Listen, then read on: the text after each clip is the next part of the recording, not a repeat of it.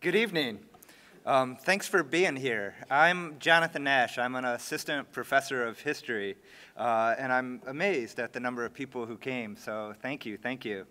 Tonight, we are truly fortunate because on this stage, or soon to be on this stage, we have four distinguished St. John's alumni from the 1970s. We have Ronald Morris from the class of 1970, and Ron is currently the Administrative Director of Corporate Security at TriHealth in Cincinnati, Ohio.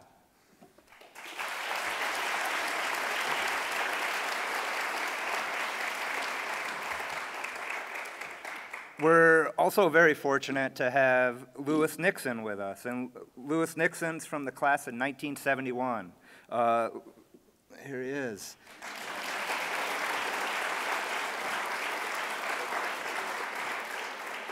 And Lewis is a supervising circuit court judge for Cook County in Chicago, Illinois. And in the past, he served as an assistant U.S. attorney in Chicago. We also have Charles Bush with us from the class of 1975.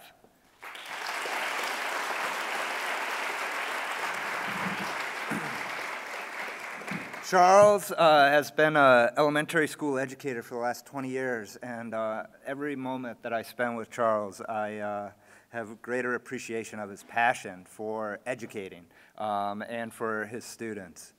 And last but not least, we have John Adams from the class of 1977.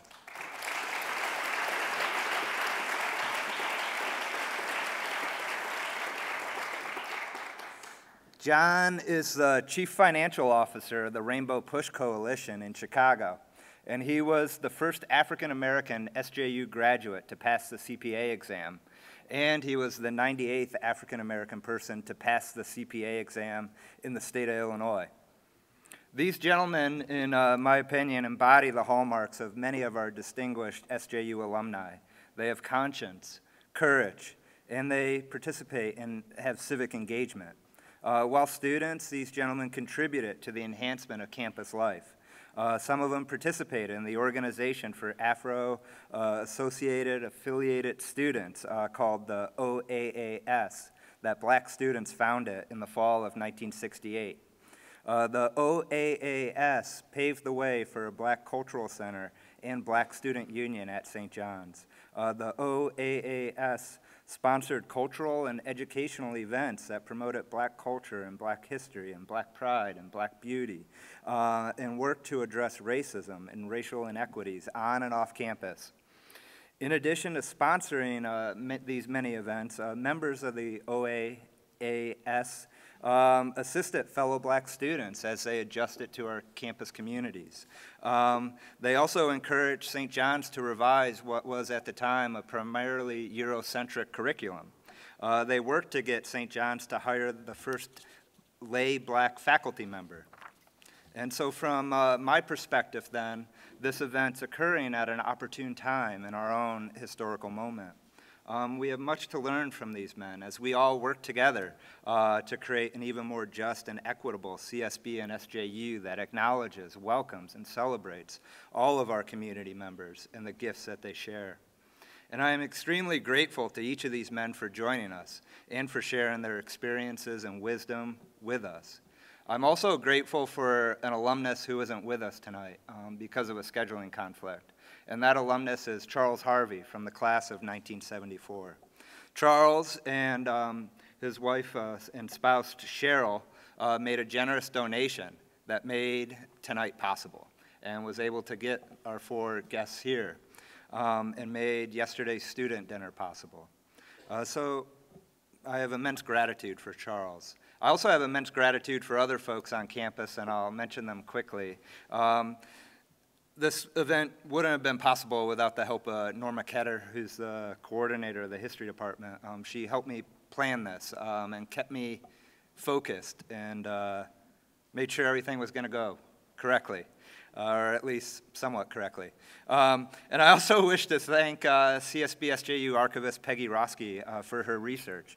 It was her research and my colleague Shannon Smith who told me about it that made me think an event like this would be possible.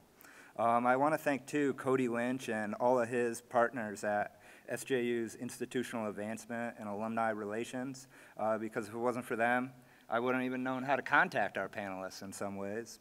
And lastly, too, I wish to thank Matt Lindstrom from the McCarthy Center and Brandon Woodard from Intercultural and International Student Services for supporting my idea and for teaching me how to do this and how to do an event. And lastly, too, well, not lastly, but, you know, of many Leslies, I wish to thank, too, our presidents for being here, President Michael Hemesath and President Mary Hinton, because to me it's really special that you're here, and I'm certain our guests appreciate your presence. So thank you.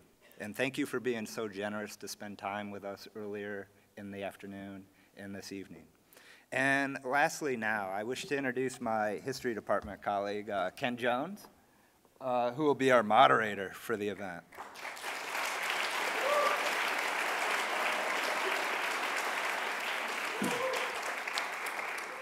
And Ken, believe it or not, I think has been working at these institutions since 1976. And Ken, thank you for graciously accepting my invitation to serve as the moderator of this panel. And after the panel, we're going to have cookies and maybe lemonade or punch out in the lobby. So we'll have a reception so you can gather with the panelists.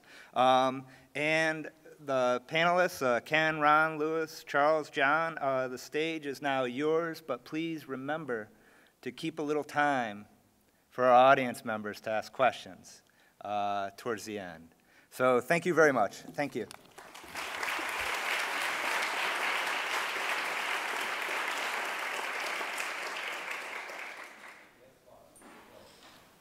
On? Can you hear that? No. Yes, it's on. Okay. All right. The historian is here, I think, in part to provide questions, but let me just provide one little tiny bit of context for people who haven't read any recent U.S. history in the last little bit.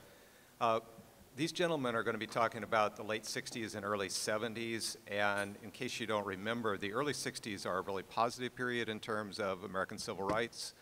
We have Martin Luther King leading movements that are going to lead to the 1964 Civil Rights Act and the 1965 Voting Rights Act. The two combined really fulfill the promises of the 14th and 15th Amendment, which had been passed 100 years before and then ignored.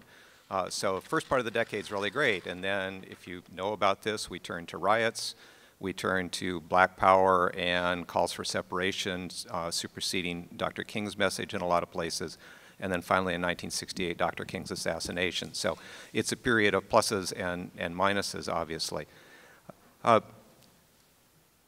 Ron, I want to start with you, since you're the first one here, and just to remind you and to, we talked about this earlier today, I guess you don't need any reminding, but the audience doesn't know. When you came with two other African-American students. There were a handful of Bahamians here, but as far as I can tell, you were the only African-American students at St. John's, and you got reinforcements the next year when Lewis came, so there were then 7 of you. Lewis and 3 others came in '67, so we had 7. We had 7 Bahamians and 1 guy from Ghana. So we got 15 people with black faces on a campus of 1,300 students. If you do the math, that's about 1%. Before you've grown too much, the black population in Minnesota is about 0.6% at that point. So we're overrepresented at that moment. Sort of stunning. Give you some further context before I shut up on this. We're now up to, in the state of Minnesota, we're now up to about 8%, so things change. With that setting, Ron and Lou, if we could get you to talk a little bit about what it was like to come here, how you saw this place, what it felt like to walk into such a white situation coming out of Chicago, and we can go from there. Sure. I think that I was kind of prepped for coming to St. John's University and being in a predominantly white university.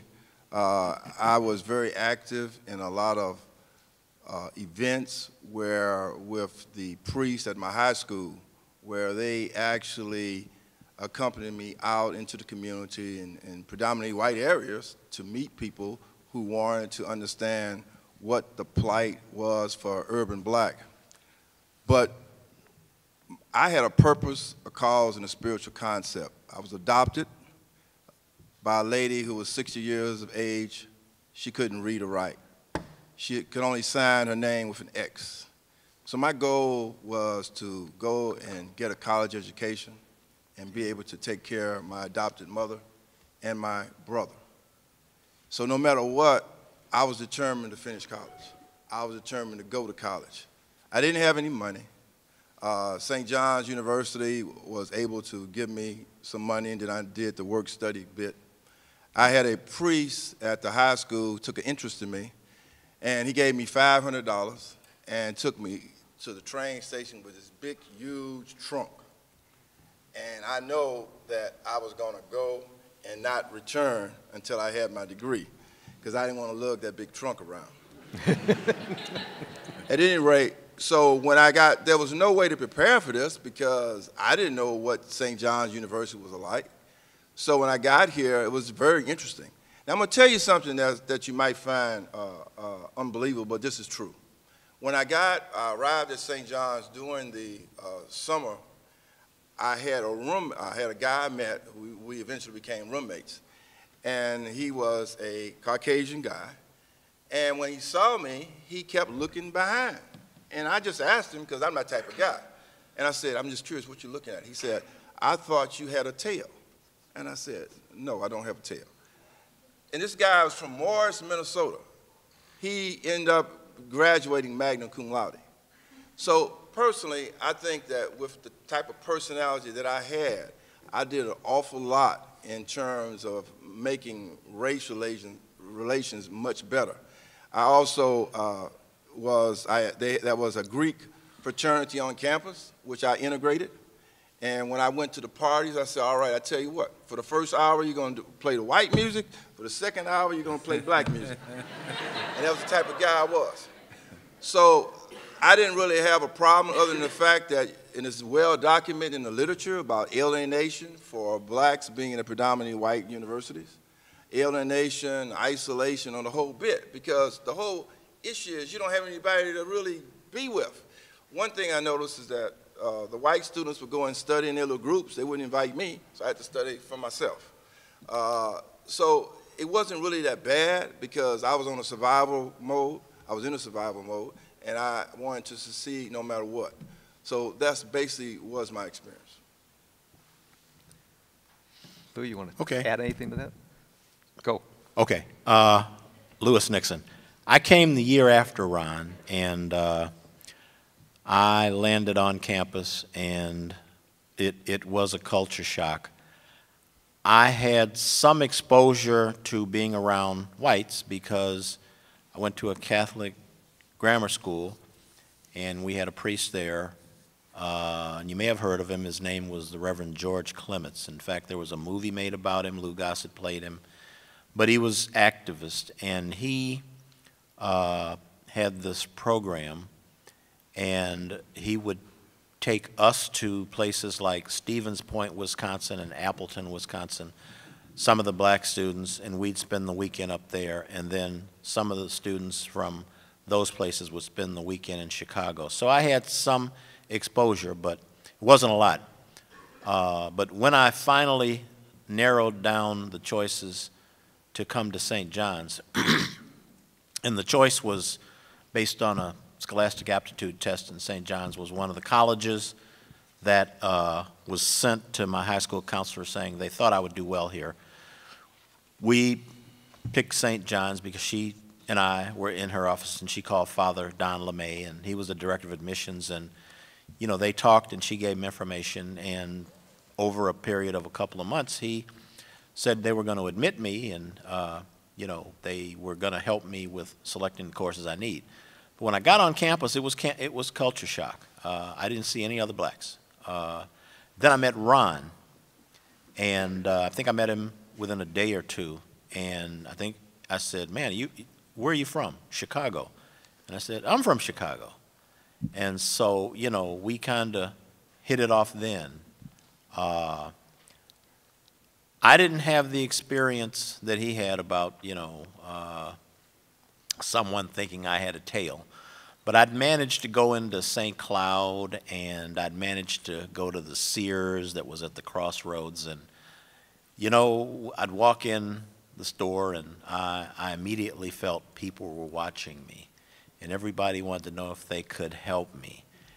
And it was because I guess, I don't know if it was a stereotype, but after a number of times something like that happening, I just told, one of the persons, I said, somebody's following you from one end of the store to the other. I said, I'm not going to steal anything.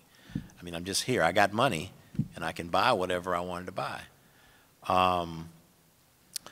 I did, get a lot of curious questions. That, students and people from the community, those that would bother to talk to me would ask these questions, how is life in Chicago? One person asked me, why is it that blacks do all this rioting? And I said, I don't riot, I said, you have to ask them. Have you read the newspaper? Have you read the things that are going on? Because as Professor Ken Jones said, we were in a volatile time. We had Detroit, we had Watts, we had Los Angeles, and we had other cities. And I think after Dr. King was assassinated, we had some of that here, questions. It was so lonely for me. I went home my freshman year 9 times. The Greyhound bus used to stop in front of the church, and I was on it.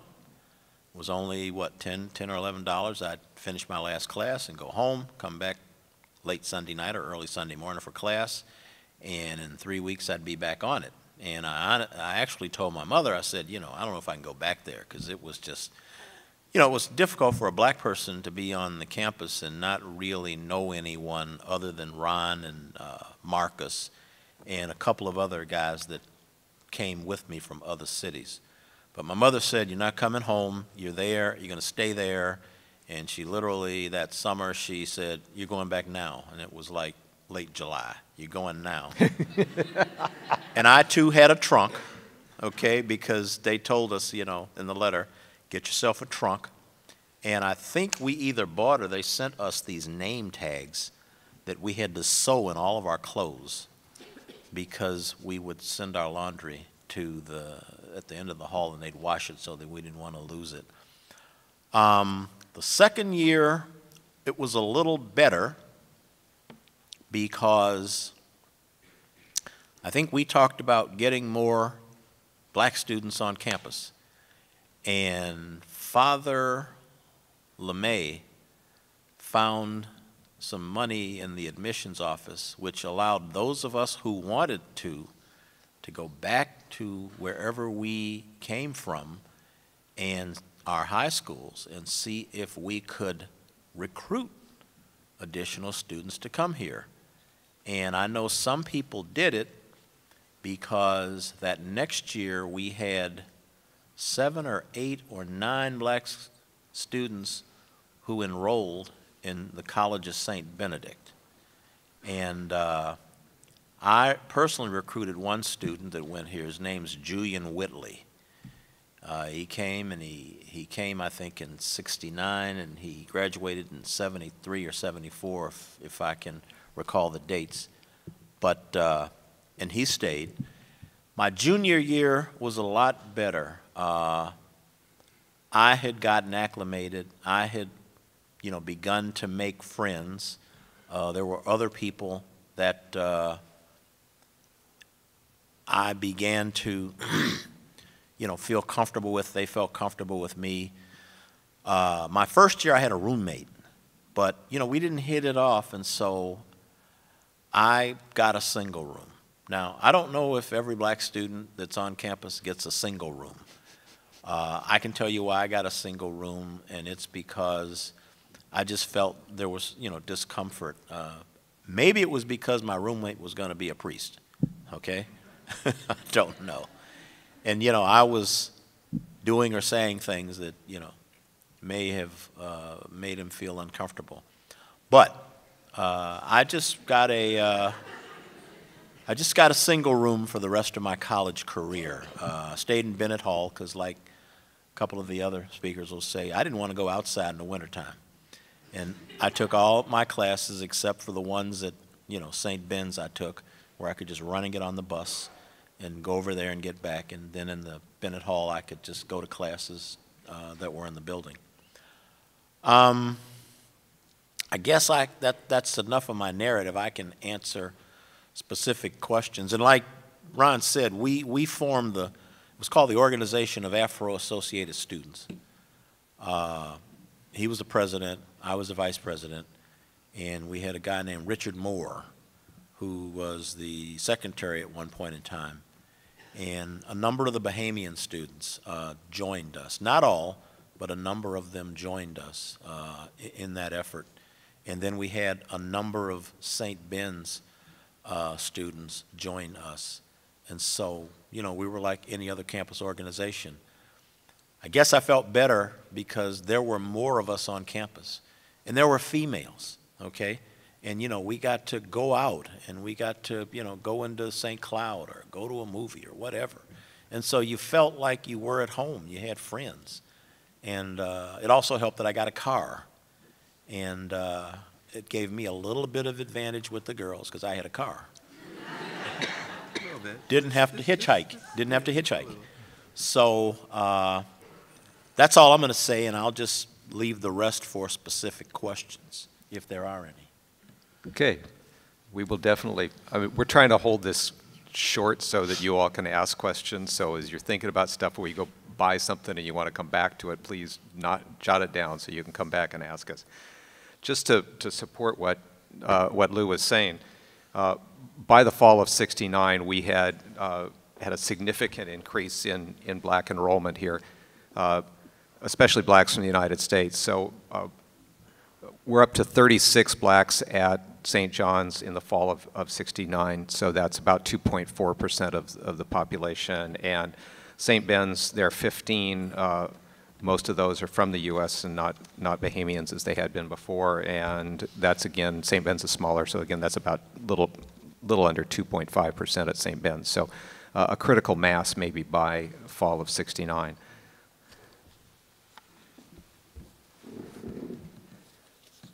Do either of you want to say anything more about the OAAS, or do we want to wait for questions on that? Wait for questions. Okay, all right, we can do that. Let's move forward here.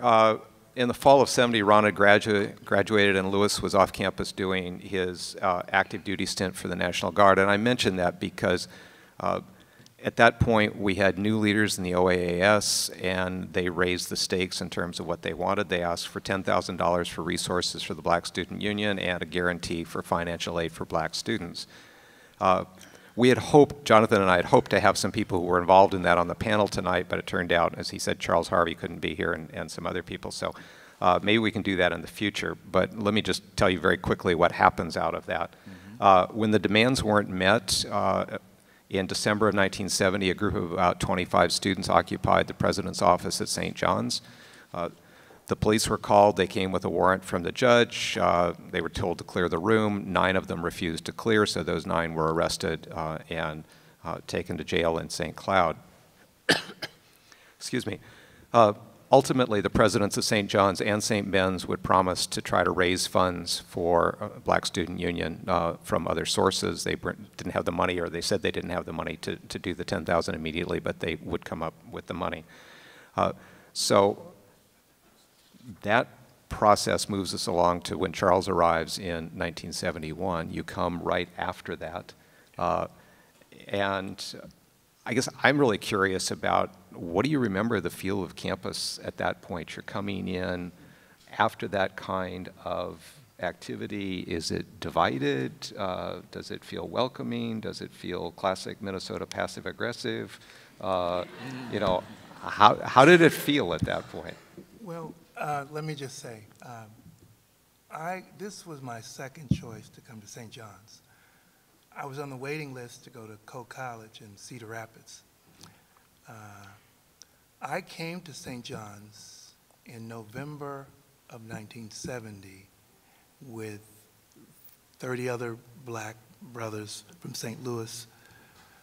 I participated in an after-school study hall program Monday through Thursday called Sophia House. And Dennis O'Brien, who went here for a period of time, brought us here because he went here. And Father Donald LeMay came to St. Louis, to Sophia House, because 5 or 6 people who were in the previous year, in the 1970, in the takeover, they graduated from the schools in St. Louis. We knew all of them. So in November, I came here Thanksgiving weekend, and I fell in love with this place because of the snow. We had never seen so much snow before. And we went to McAllister, Carleton, this was a tour that and Northfield and Grinnell College and Cedar and Coe College. And so when they came back home in January, it was interim. Yep. And they came to Sophia House and they told us about what had happened. We all knew. Father LeMay talked to Denny O'Brien. And some of my brothers who were in my class were perhaps a little bit dismayed because they didn't think that that was really a strategic thing to do. But in retrospect, you have to take in the climate and the culture at that time. Non-traditional, traditional schools that had black students in small numbers in non-historically black schools were all being affected by the time, people taking over presidents' offices. You know, it was in the newspaper and it was a part of the culture. So this popped up here at Brown, Dartmouth, US, Berkeley. And so in that environment, I would say, knowing the men that I knew who did this, they were all history majors. And, and they changed their names. Some of us disagreed with that context, but they went full throttle. And they could have been expelled, but they were not expelled. But we came the following year, and the culture shock was not as bad because there were 29 or 30 of us. The dilemma that we faced was that the brothers and sisters from the Bahamas, I always address them as that, they grew up in a Catholic environment, an educational environment. The Benedictine monks had a school in the Bahamas. So these gentlemen and sisters, they were all educated within that environment. And so their parents would not really want them to be militant and lose their ability to get their get an education and go back to their land. They were never going to stay here. We, the black students who were here from the States, we knew this was our home. So we had some cultural differences, and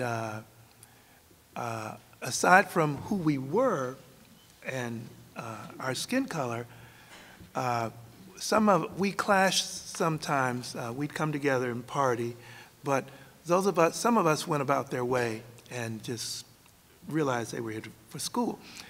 In the 4 years that I'll just tell you a brief summary about me. In the 4 years that I was here, I never went to one football game. I never liked sports. I was clumsy. It was never an appeal to me. So I was always in the library. And I always did what I thought was necessary. But we had a support system and a network where we relied on each other. A lot of us did not agree with each other, but we were each other's network and our support system.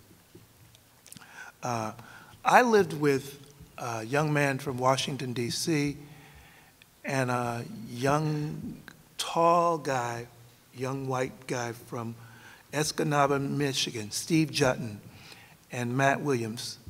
I left the quiet dorm of St. Mary's and moved into Bennett Hall and lasted one semester because they ate Cheerios and were slobs. And I couldn't, and they both had girlfriends, and I couldn't take that, but they were great people, but you know, you had to find your own lane. And I guess what I've learned and what I value the most is that you have to find within yourself the ability to figure out who you are, and through trial and error, it's like what I tell my students, my 7-year-olds. I said, you know, when I critique you and tell you that this is not right, I'm not telling you that you're not a good person. I'm trying to show you that even through an error and a mistake, you can learn from this. You have to understand the technique. And by the end of 4 years, I learned the technique of the art of negotiating and allowing people to be individuals and to be who they are, and to respectfully understand people. There was a young man on my floor, and I'll be quiet after this, who was in my freshman year. His name was Mr. Boydell. He was from Lake Elmo, and he was a member of the John Birch Society. And I asked Matt Williams, I said, can I join that? And I thought it was like something on campus. And he said, no, Charles, that's a group that doesn't like black people. And I said, but he likes me. You know, you learn and adapt, and you thrive, and you grow. And one of the things that I want to say to all of you young brothers and sisters who are out there, it moves my heart so much to see you, because I never expected to see this when I left St. John's. And I want to applaud you all for being who you are and having the faith and the ability to take a risk and come to school for learning, because the gifts that you have now will serve you for the rest of your life. Thank you.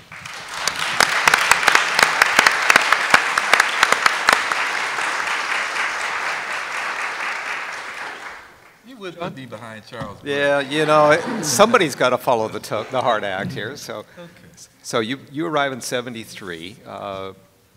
At least by my numbers, the percentage of African American students is going down a little bit.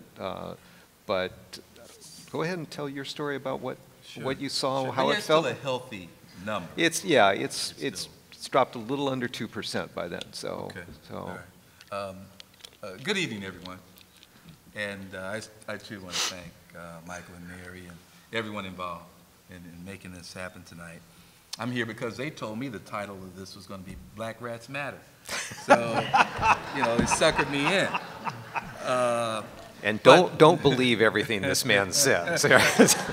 Well, what I'm about to say, you absolutely can believe because you can research it. So I want to take a little deeper dive, Go. Professor, because I want you to feel me. I want you to really feel me and really understand, you know, in an appropriate historical context, what occurred on that day in December of 1970. So, in my own humble opinion, the modern-day civil rights movement essentially began at the end of World War II, when black soldiers came back, you know, because of segregation, they couldn't live wherever they wanted to live. A year or two later, President Truman desegregated the armed services, et cetera, and so forth. And certainly we move into the 50s. I'm sure many of you probably have heard of Emmett Till from Chicago, you know, killed for whistling at a white woman in the South. And that year, or about a year later, the Montgomery bus boycott began, and I believe it was 1955, the year I was born. So I just kind of want to put some real context into not only what occurred in December 1970, but our consciousness, because it's really important. So I was born a Negro, and we'll get back to that. The Mississippi Freedom Democratic Party was formed. The Civil Rights Movement, of course, was in full bloom. And students played an enormous role in the civil rights protests and advancing civil rights in this country. Students were an able partner at the table to ensure that we would receive our civil rights. And certainly there was the organization SNCC, Student Nonviolent Coordinating Committee. This is 1960. Julian Bond, Stokely Carmichael. In about 69 or so, I became black. Say it loud, I'm black and I'm proud. James Brown, in case you need to check that out. And so in 69, but let me go back just a tad to 63, because one of my fellow alums, Matthew Amon, and he's featured in the St. John's Magazine, fall 2013, if you like to read about him further. He was one of the leaders in Catholic social justice. And there's a photo of Matthew, you know, just one or two persons away from Dr. King in the March on Washington in 1963. And that's a Johnny, a young Johnny in his early 30s, who made a commitment to social justice. And so I would be remiss if we concluded this presentation without bringing some Johnnies into the conversation. So that was 1963. And Matthew actually was on the podium at the March on Washington, which I think is obviously noteworthy.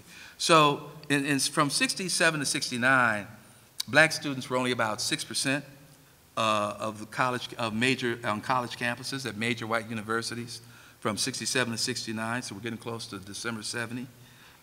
Yet more than half the protests at that time involved black students. So as it was said earlier, certainly there's a lot of Vietnam War protests, but there still continue to be civil rights protests as I now became a black man and was no longer a Negro. In April of 1969, okay, I want you to feel me on this. That's when black students took over the administration building at Cornell University, and they were strapped, okay? So if the people who were here in December 1970 thought something was going down, no, they ended up carrying guns when they took over the administration building. That's the kind of concern they had for their own safety in order to get out of there alive. Then in May of 1970, 29 guardsmen fired 67 rounds in 13 seconds on students at Kent State University in Ohio. 4 were killed. 11 days later after Kent, okay, so now You're feeling me. 11 days later after Kent, police opened fire and killed two students, injured 12, at Jackson State University in Mississippi. So as you can see, by the time we got to December of 1970 at St. John's, I now have come to understand that it was almost inevitable at pretty much every, major white university where black students wanted greater access, greater support, and certainly, and I'm only benchmarking this because certainly I came in '73, and for my Bahamian brothers and sisters out there, when I arrived in '73, what was really a big deal was that the Bahamas had gained their independence. Okay? So y'all know how to do it. Independence, Bahamas, Bahamas. Yeah, I mean, I can still do it, right? And so that occurred, before we arrived in '73. And last but not least, and this is kind of my bookend, certainly to end with a Johnny, that in 2008, many of you here in the room were between 9 and 11 years old, and the 44th President of the United States was elected, Barack Obama, who in January of 2013, once again, and this feature is just packed, right? Dennis McDonough became his chief of staff, which I'm extraordinarily proud of because many of us from Chicago certainly knew President Obama before he became President Obama. And so we are extraordinarily proud that it was a Johnny who was right there in the Oval Office with him literally every day, managing the affairs of this country.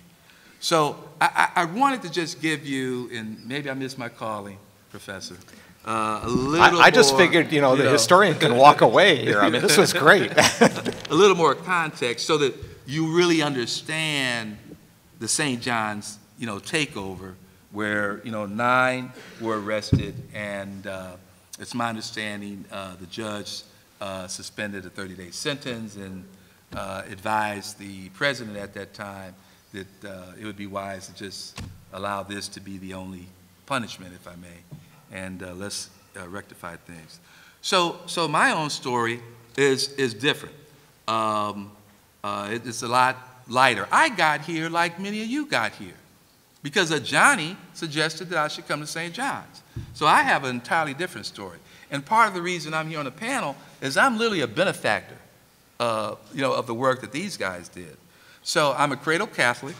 So I was very comfortable with making the decision to come here. Certainly I grew up in Chicago. Chicago is one of the most segregated cities in the country, but many of my instructors, priests and nuns at that time, were white. So that was never an issue for me. So Marcus Ahmed, their fellow alum and colleague from 1970, was also an alum of the high school I attended, and myself and Ron Morris on the end, we attended the same high school as Marcus Ahmed, and he was my history professor. So Dr. Ahmed picked me up one morning. I used to hitch a ride. And I said to him that, I saw this newsletter that came around, Mike, about 8 of 14 Johnnies passed the CPA exam on the first shot. Now, I knew the national rate, the national passing rate on the first try of the CPA exam at that time was 15%. So I quickly pulled out some pen and paper, 8 divided by 14, did the math. Okay, I'm in. On our way to school, I let them know, let's do it. I want to apply to St. John's. Well, when I got out of school that day, and you guys are going to love this, Mike, I'm not sure you could do it like it happened for me anymore, or Mary. When I got out of school that day, I had an acceptance letter from St. John's. Never filled out one application, never talked to anyone, but I had an acceptance letter from Father Don LeMay. And so that began my odyssey over the summer. And I mention this because I wrote my roommate over the summer. And I have 2 boys that have matriculated. And of course now with social media, I mean, they were in 100 clubs, they knew 200 people, and back then all I could do is just write a letter to my future roommate. And when I arrived on campus, move-in day, this guy was the first person I met when I pulled up to Mary, to unload the car. So my experience was different. It was better. There was more of a critical mass. We had a black student union, someplace where we could go watch the Ali fight, and just cool out on weekend nights. And that was really good and really important. And it was much due to the heavy lifting that these two gentlemen on the end did for me. So I stand on their shoulders and the shoulders of Charles Bush and his friends and colleagues from St. Louis. And this is the last thing I want to say, and everyone's been telling some stories about their early experience at St. John's. So my first semester didn't have a car, second semester I had an automobile. And I lived in Mary. I had a white roommate. We got along great, no problems. He didn't look behind me, Ron, or anything. But but something occurred in his family. He needed to get home right away. He was from a town right south of Mankato. So I had the car. Hey, man, let's go, get down there. And he had some younger siblings, like, let's say 10 to 13 or so, 6 or 7 or something. Anyway, so we go down to his home, on the farm. And, he went and checked on things, whatever it was about. We didn't stay very long and headed back. And his family came out, to meet me, etc. And everything went fine. It was a perfect trip. On our way back, he shared with me that it was probably the first time that his siblings had actually met a black person.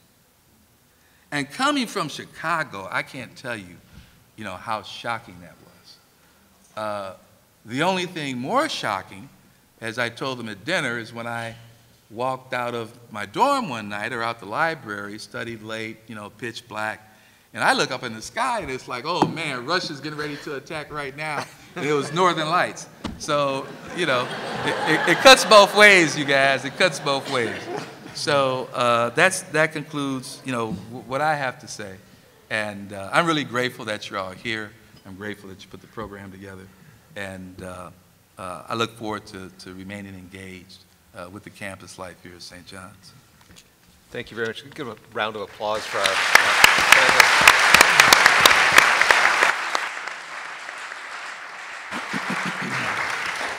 We're ready for questions. I've got a million more that I would like to ask, but it's time for the audience to step up. So, Norma, do we have mics, or people have to yell out? We can't see a darn thing, so you're going to have to. Okay, mics are on the sides. Okay. All right, who has questions? Huge prize for the first one, yeah. Go ahead. Go. I'm sorry, I can't see a darn thing.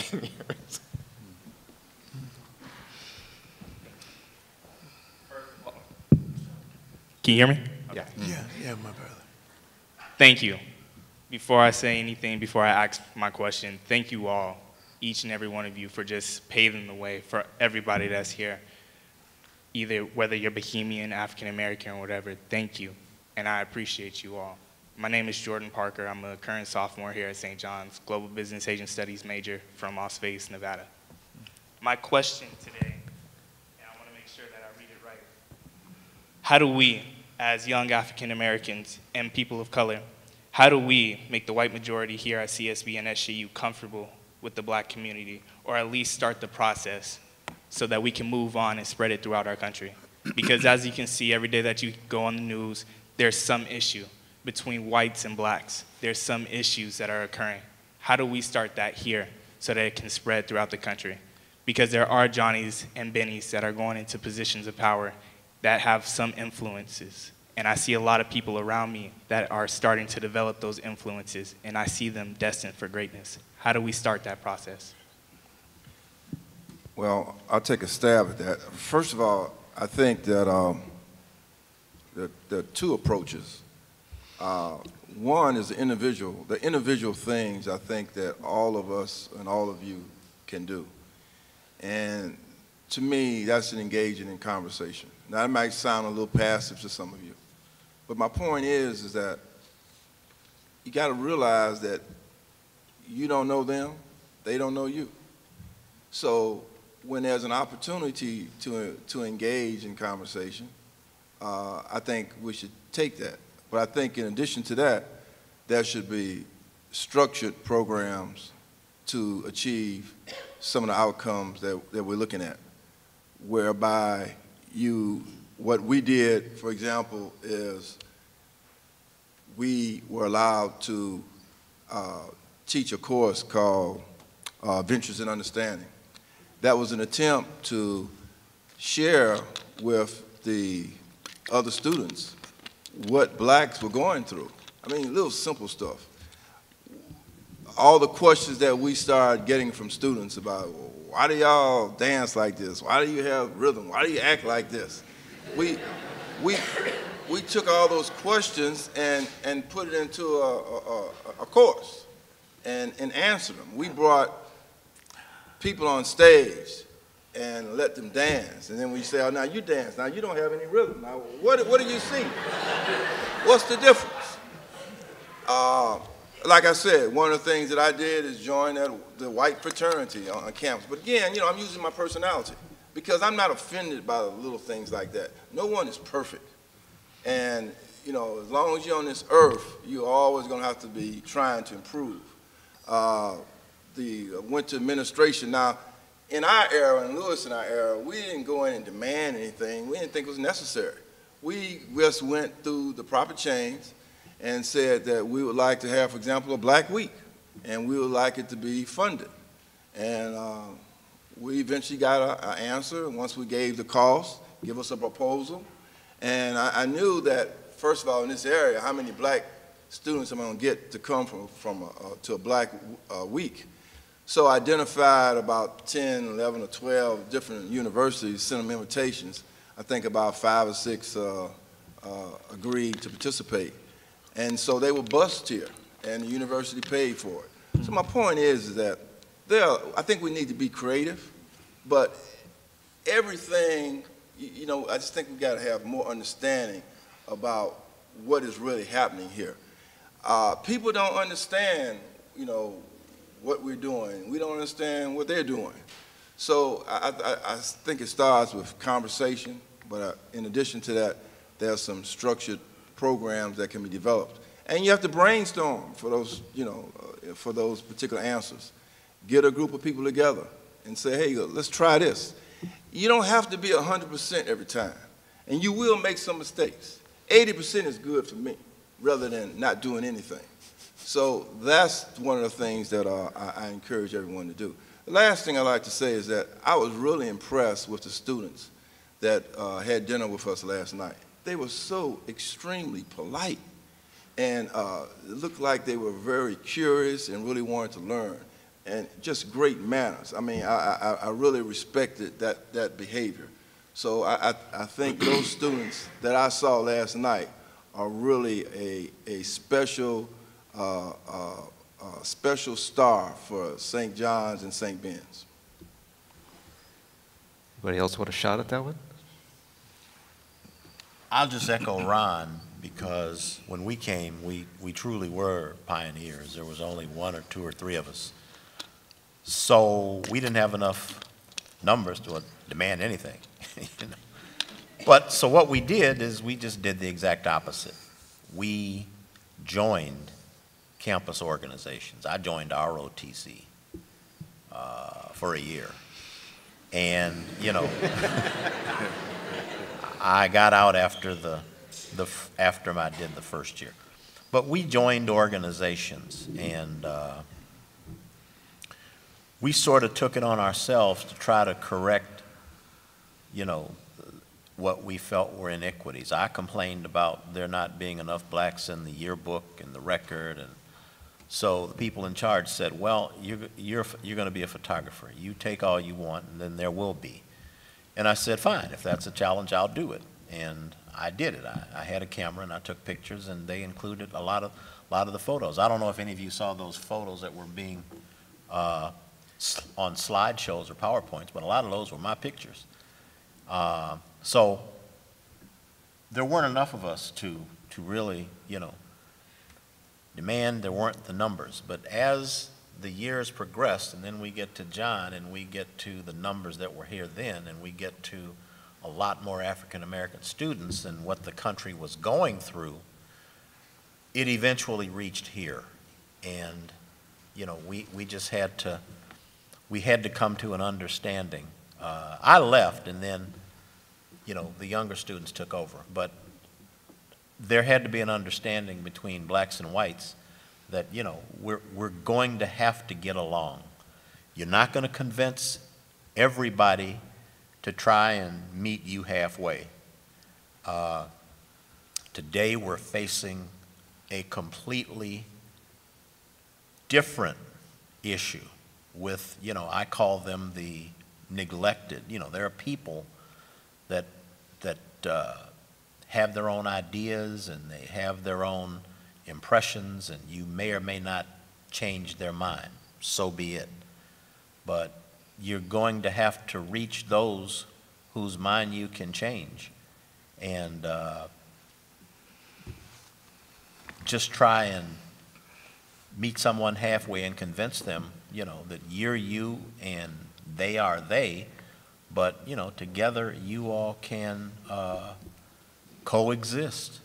And that's the way we looked at it. And I just want to say one thing to you.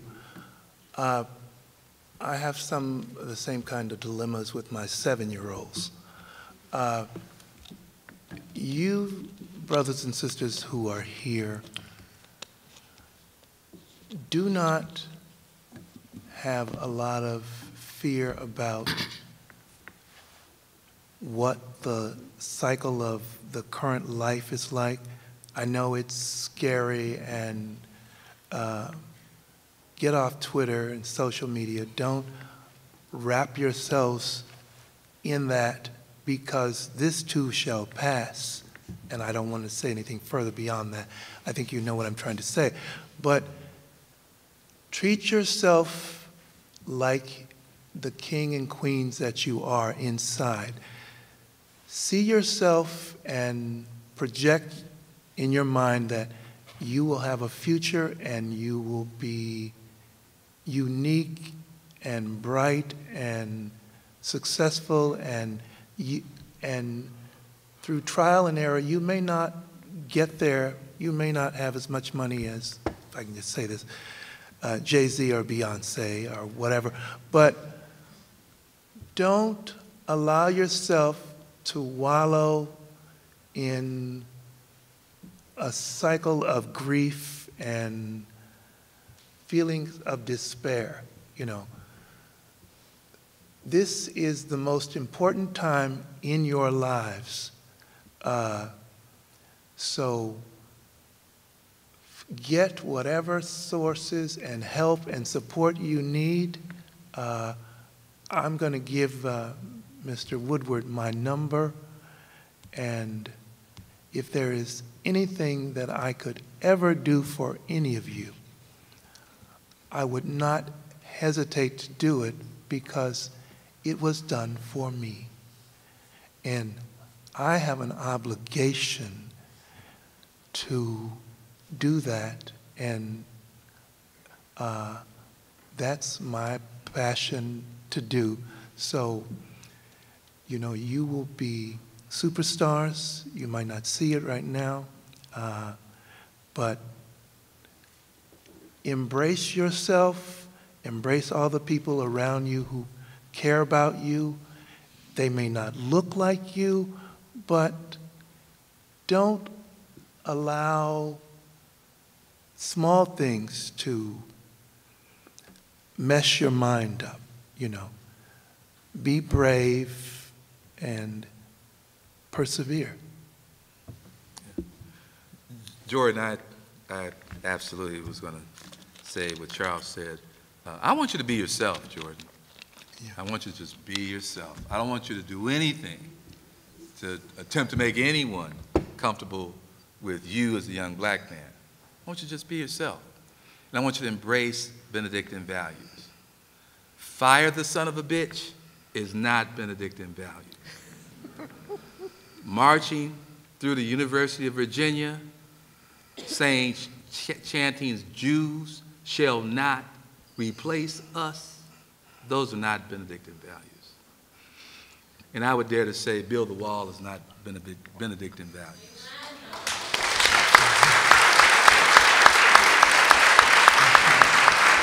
Yeah. See? I told you I was a Negro who turned black. But Jordan, I got to say this too. I did not leave here with a lot of white friends. And not because I didn't want to, because my freshman year roommate, oh, we were cool. We stayed tight even when I left St. John's. We would visit each other. I visited him when he moved to D.C. He'd come to Chicago. He'd visit with me. No, not a problem. But I was so focused on my academics. Majoring in accounting at St. John's wasn't no joke. We have a 150-point test and dude get 151. So I had to stay focused, okay? So, it was cool. I mean, we had the Black Student Union. I can go chill out, watch a little Soul Train. It was good. There were enough sisters here, all right? We had our parties. Everything was cool. And I got along with, the white guys I interacted with. But the God's honest truth, I did not leave here with a black book, of white guys, or for that matter, a black book of black guys, of phone numbers that I was instantly tight with. I was tight with just, that sort of that nucleus of guys that I really spent time with. I was tight with some Bahamians, went down to the Bahamas, visited with them. One of my best friends playing ping pong all the time was a Bahamian. One of my mentors was Ghanaian. Hung out with him and another guy from Ethiopia. Enjoyed my relationship with the brothers from St. Louis. But as we talked about last night in terms of student activism, I mean, you also got to be able to wake up in the morning, look in the mirror, and feel comfortable with yourself. I can't define that for you. You have to define it for yourself. But one thing I know, because I heard it from both of them firsthand, is that you attend institutions that have two remarkable and extraordinary presidents and CEOs. And should you have any problem that concerns you, I know for a very fact that their door, their email, their administrative assistants, the doors are open with a lot of people here on both campuses to receive you, hear your grievance, and let's figure it out. So at the end of the day, I just want to see you as a fellow alum when I come to Vegas, and got to do what I do. Next question. You've got plenty of time to think. We got one over here on the end. Oh, sorry, you get the mic, okay. My question for you guys is, do you believe that the women who came of color to St. Ben's had the same first initial feelings as you guys did when you guys first came to campus? Well, yes. I can only in as much as speak for the people that I know. The sisters who were here, a couple of them came from Mississippi and Arkansas, and having a rural experience, living in that environment, the South, for all practical purposes, is segregated. They went to segregated schools. I know Shirley Saunders, they had to walk to school. The white students rode the bus. They had to walk the 4 miles to school. This is in Jackson, Mississippi in 1967, 68. So they came from an environment which was segregated to such an extent that was their reality, and yet they thrived in their schools because their parents expected them to do that. Now, there were some other sisters who went to parochial schools. Karen Wilson from Chicago, from New Orleans.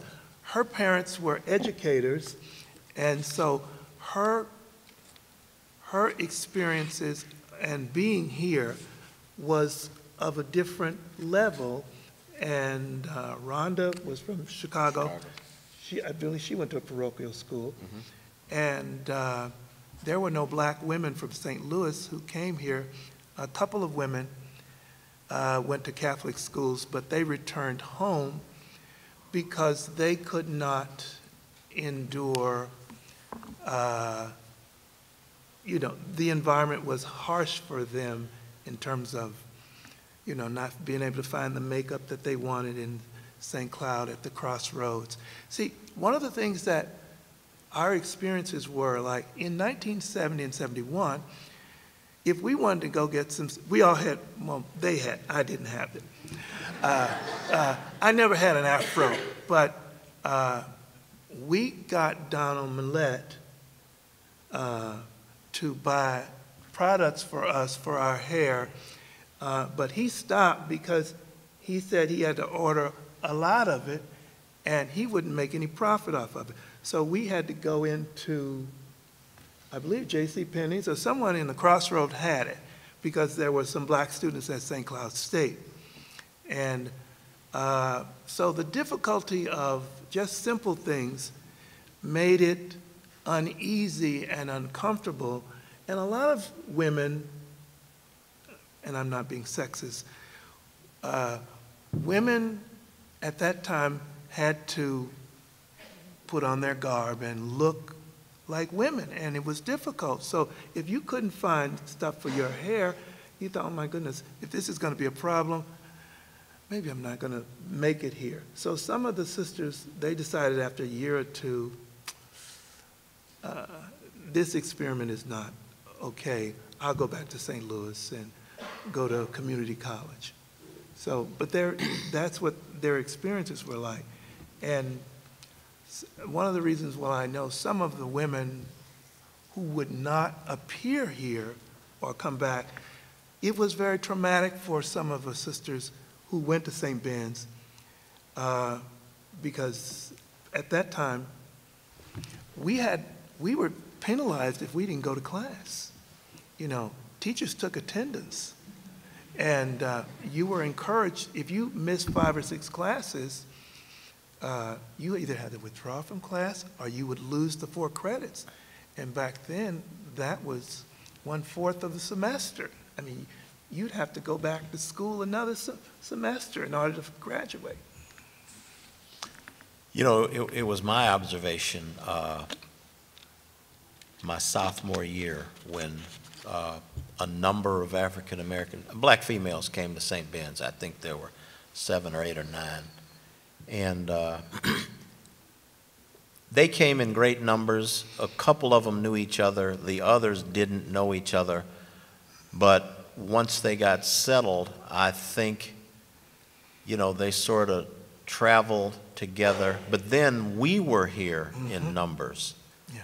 And we went over there. And you all haven't seen the slides, but there are 3 or 4 pictures of us sitting on the commons area, the brick commons in front of that area, and we're there and we're laughing and joking and just having a good time because we were glad to see some black women and they were glad to see black men, and we just sort of socialized. Sure, there were issues and there were problems, and Charles set forth some of them. Like, I was glad when there was a guy that came from the Bahamas that was a barber, okay? Because I could get my hair cut, and he made plenty of money and he had plenty of business. But barring that, it was my observation that, the black women at St. Ben's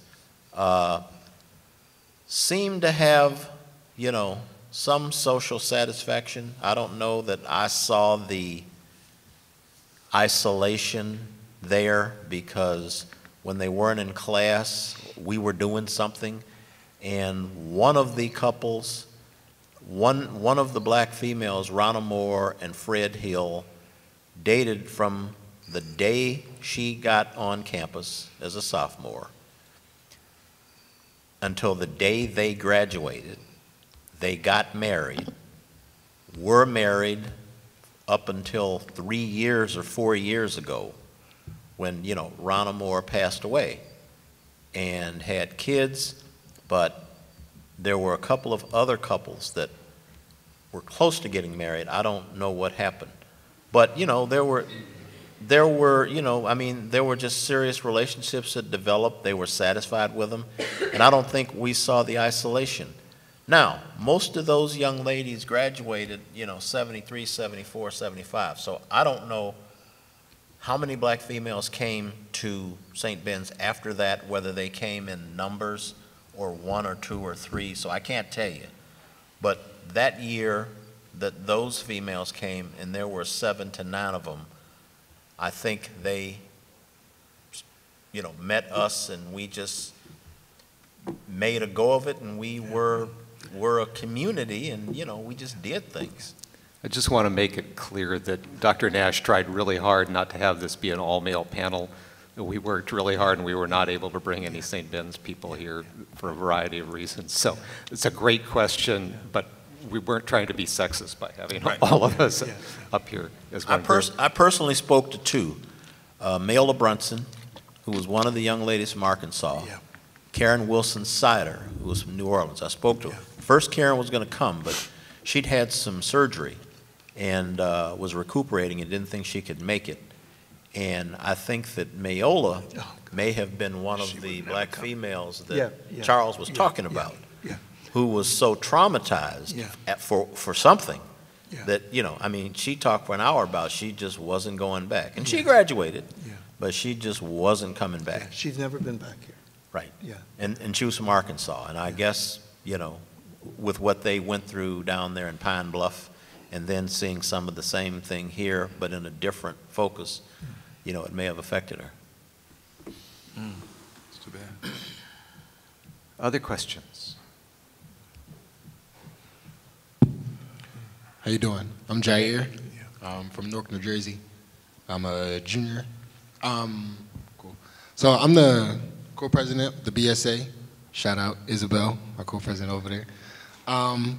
So one thing we're focusing on this year is, one of the focuses we have is reconnecting the diaspora on campus, right? So I know that you guys didn't have as many people from as many different parts of the diaspora as we do now, but last year we had a meeting about something that one of the students said about the Bahamian students on campus, and it kind of brought up a lot of other questions about not only the diaspora in the grand scheme of things in the United States and in the world, but on campus. So what kind of things did you guys do to get everyone not on the same page, but, you know, to get everyone to kind of see your plight or see what you guys were fighting for? Because I know that something here that we are facing is that not a lot of the Bahamian students really, I wouldn't even say Bahamian students, a lot of the international black students don't know why the American black students are angry about some of the things we're angry about, just because they've never had to grow up in that or experience that, or they don't know as much as our history as we do. So what did you guys do to, I wouldn't say convert, but you know what I mean, try to get them on the same page? And as for the people who weren't on the same page as you guys, how did you navigate that? Did you guys, you know, just let them rock, or did you know what I mean, how did that go? You know, and that's you asked a really tough question. It's obviously it's very complicated. I want to take the first crack, at least giving you, you know, my response to that and impression.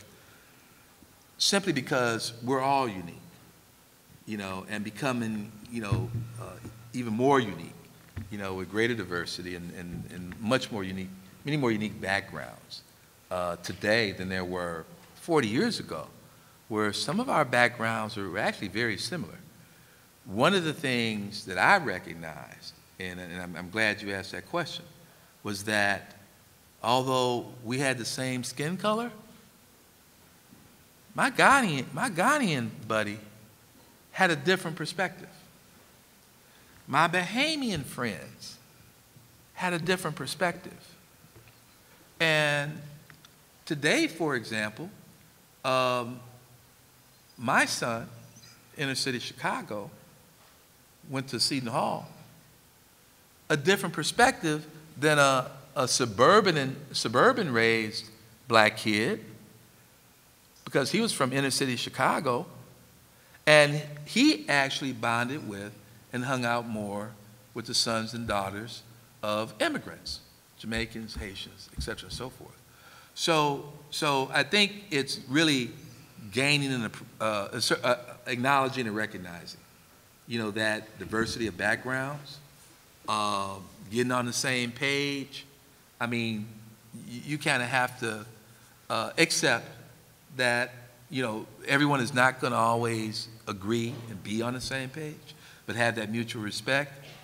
And so that even connects with Jordan's question, because Jordan, some of my best Johnny friends are the Johnnies that I became closer to after graduation, okay? I spent the night at Tom Woodard's house.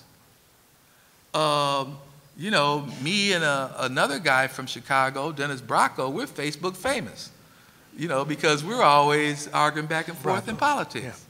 Yeah. I'm always shocked at how many people actually follow us and say, one thing I love is y'all keep it civil. So you just, that's a real tough one, because as Charles Bush said earlier, this is our country, but you're going to have people who came here simply for an education, and they're going to go back to their country. So you just have to, understand that, acknowledge it, respect it, and keep it moving. And, when you leave here tonight, crack them books. And what I want to say is, don't let the differences define you or alienate you from them. R.H. Raymond Comer, is a brother from the Bahamas. He took me out on the lake one time. I cannot swim. And R.H. drank beer. My brothers from the Bahamas, they would get up in the morning and drink beer at 10 o'clock. And it was warm beer. And he took me out there, and he said, Bush, we're going to go out to the lake. I thought he was just going to wheel me around. And he gave me a beer. And I said, if you kill me out here, I'm never going to forgive you. But I had never done something like that before, but it was a trust factor, and he was so supportive of me because, believe it or not, I'm very shy and quiet. My 7-year-olds don't understand that, how I can be quiet and be a teacher. I said, boys and girls, I use my teacher voice. But I said I don't have to when I'm not there. Because I don't talk to them when I see them in the grocery store. I avoid them. But when we were at St. John's, the women from the Bahamas, one of the things, the kids, people from the Bahamas, brothers and sisters from the Bahamas, they would cook peas and rice, and they would get their parents to ship stuff from Nassau, and they would get care packages, and they would make food for us. My brother here, one of his brothers who went to St. John, went to high school with him, came up from Chicago, dated a woman from the Bahamas, Scotty's girlfriend. And we got to see a side of her because they had a different agenda. Their parents sent them to school not to party, but to obtain an education because they were not elite, but they had a destiny because they were going to go work in their father's business. A couple of them their parents were assistant prime ministers. So they had this was their legacy, and they weren't not about to blow it because in a lot of respects, their parents paid for their education. I don't recall a lot of the brothers and sisters from the Bahamas being here on scholarship. St. John's at that time cost $4,000. Now it's 57. So it's a difference. But don't let the little small things, you know, you don't have to be on the same page with them to, you know, to be you and to come together. That's what I want to say. We had the same issues when Ron and I and Marcus, we had the same issues with Bahamian students because they didn't have our experience in America that they had in Nassau. Because we would get upset because, you know, they'd say, well, you know, we can go back to our country and, you know, we're going to be this or that. And, you know, it's like we didn't have a country. But we still wanted to be inclusive. And I was going to answer your question by saying, you have to compromise. When we tried to select a name for the Black Student Union, we came up with the Organization of Afro-American Students. And they didn't like that because they said, we are not African American. And so Marcus Ahmed, who was the mediator of us all, he was a very low-key individual and always could find a compromise. And he said, okay. He thought about it and he said, how about Afro-associated? And they said, okay, we can live with that. So that's what we called it, Organization of Afro-Associated Students, because we wanted to include them. And, you know, and it wasn't a mistaken conclusion, but we came to the conclusion that they're black, we're black, and, you know, they feel the same issues and problems and stigmas that we do. But in many instances, they didn't, okay? It was my observation, and maybe I'm wrong, but it was my observation that many of them, they spoke the King's English, but in the same vein, you know, they got along with white students. They seemed to be a little, you know, more accepted because, again, they were more like foreign students. Yeah. I guess the thing with us is we were American blacks. You know, we were from the ghetto. And, you know, we were this and we rioted. And that may have stuck in, you know, some folks' head. We all have told you that when we got here and would go places, we literally were the first time that many whites in this area had ever seen blacks. And I took a class, sociological theory, from Tom Thole, and one of my assignments was to go out and write up a statistical analysis and a report and a study for sociology class, social research methods on Stearns County, Minnesota, and the German influence, and, you know, how the families were.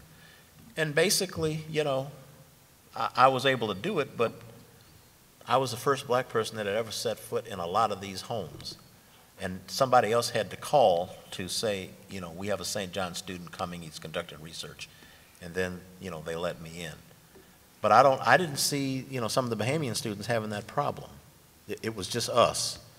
And so I guess the attitude on the part of some were, you know, that's your problem. You know, you've got to go back home to Chicago, St. Louis, New York, you know, wherever you came from, and still face what you face. We go back to a country where we are the majority. We run it. You know, we can be elected to office. We're going to open up the businesses. We're going to be this and we're going to be that. And to a degree, they were right. So we just compromise. But you don't have a problem that we didn't face. We just had to deal with it the best way we know how, and what I can tell you is deal with it the best way you know how. I mean, those students who are going to work with you and come along with you and be with you, you know, fine. But there were always others who just left us alone. They came here and they got education. They went back to the Bahamas and were successful. Right. In summary, it was challenging for us, and it will be challenging for you. All you can do is look for common ground and try to negotiate and try to compromise. You have been a marvelously patient audience, and we have kept you here for an hour and a half. Do you all have last thoughts that you'd like to share? Audience, please understand that we have time for questions outside with cookies if you want to hang around. But what would you like to, you have parting thoughts you want to leave them with? Yeah, I would like to speak to, you know, all of the people in the room of non-color. This is a great opportunity. Take advantage of it. You know, get to know, you know, some of the students here of color. You know, there's something special about you by the very fact that you took the time to even be here tonight. And you should be commended. And just don't forget that, you know, even if you're from Stillwater, Minnesota, you might one day be chief of staff to the President of the United States. Only if they're a history major.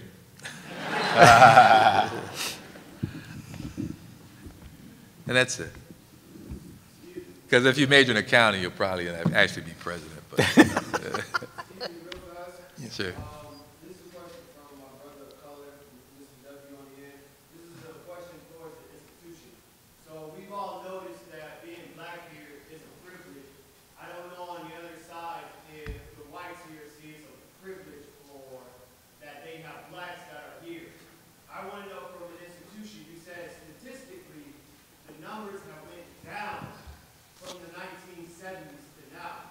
And as we know, there's not many blacks that are Catholics, and there's not many blacks that have money that come from the Bahamas. So what is it that the institution is doing to get more blacks to come here? I would say that that is a great question that goes beyond the scope of this panel. There isn't anybody up here that's in a position to answer that question, but I think there are probably some places where you could take it that you would get an answer. Yeah. But I do want to provide a technical correction to his question. Yes, sir. That, yes, the enrollment of students of color went down. Thank you. Yeah.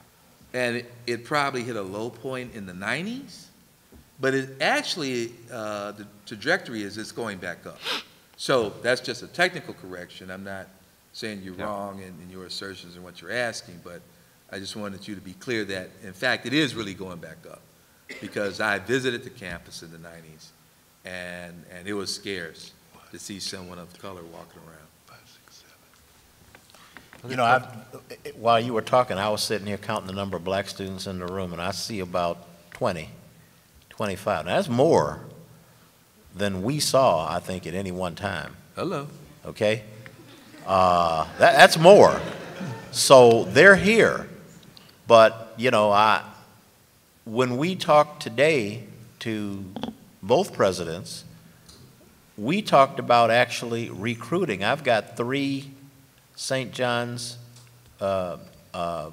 brochures because I've posted some of this that we've been doing on Facebook. I'm a Facebook person like John and Dennis Bracco. And they've, you know, said, well, do you think my son could go to a school like that? I said, of course.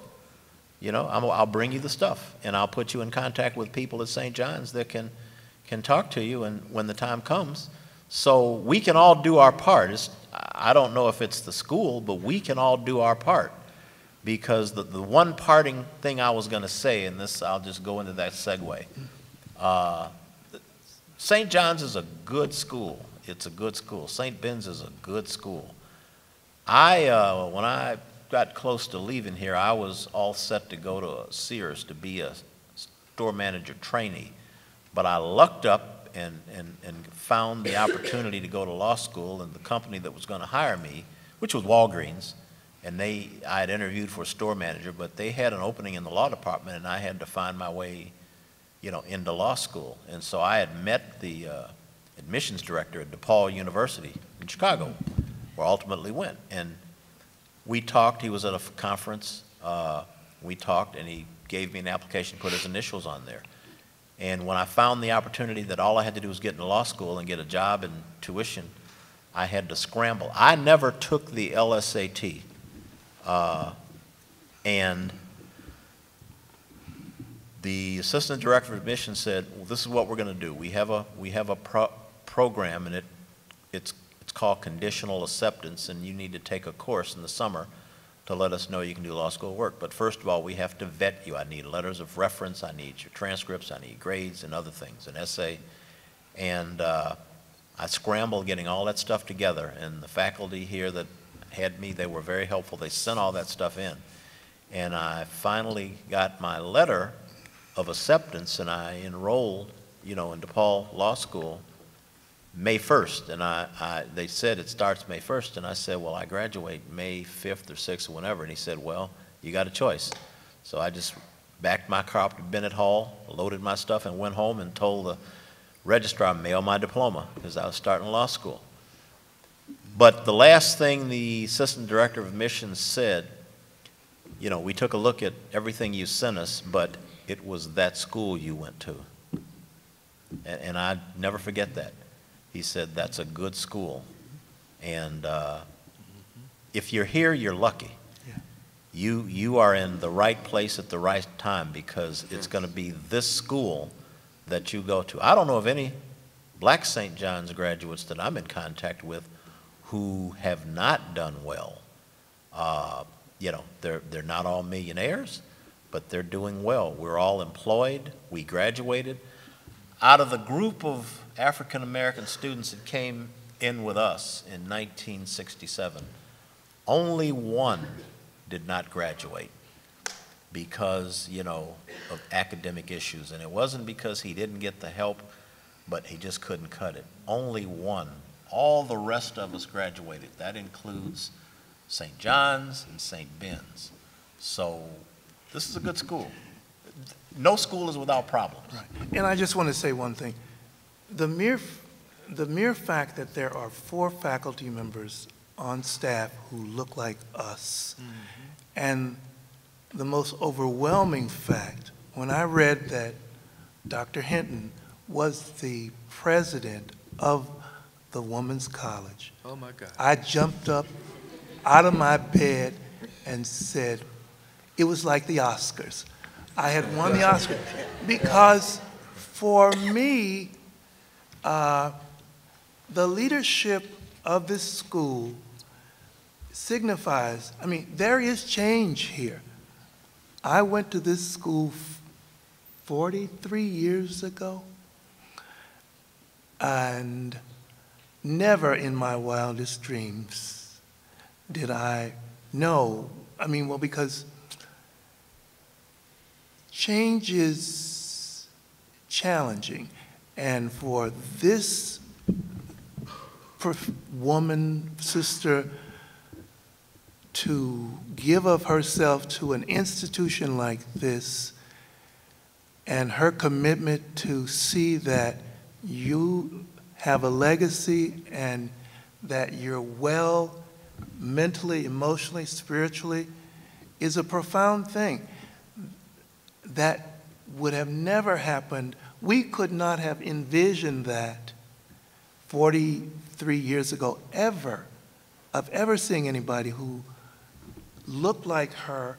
And so this school and the institution and the people who run this should be commended, the board of directors, because they value your lives and they want you to thrive and be successful. And I want to say this, don't get caught up in numbers. You be a beacon for who you are, and it will multiply. I was bothered by the fact that I was the only black student in my sociology class. There were like 48 of us. By the second class, it didn't bother me one bit. I sat in the back, then I sat in the front, because I had something to offer, and it was my intellect. It wasn't because of who I was. And just know that, somebody's got your back. And you know that. And just, do you, okay? Do you. Whatever that may look like or feel like, do you, and love each other and care about each other, and care about all the people who support you, but do you. That's it. And do it excellent. Yeah. Thank you for being here.